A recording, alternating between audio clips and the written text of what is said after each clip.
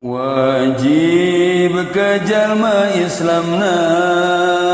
uni ngarundayanana jeung Nabi utusan Allah Muhammad putra Abdullah putra Muthalib putra Hasim putra Abdi Manaf putra Qusay putra Kilab putra Murrah putra Ka'ab putra Lu'ay putra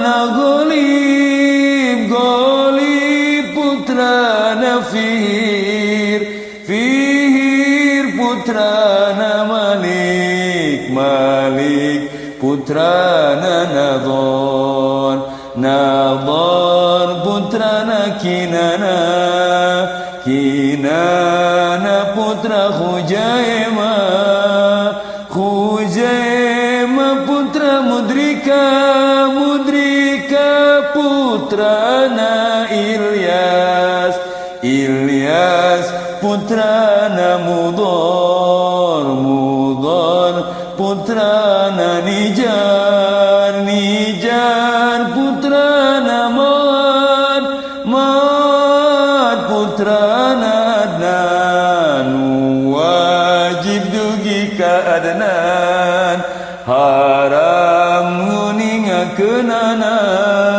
ti Adnan dugi ka Adam sabab taya jalan sahih wajib deui uningana rundayana ti ibuna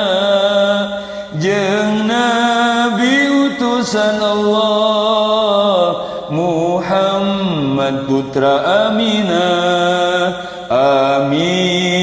putra Wahab putra Abdi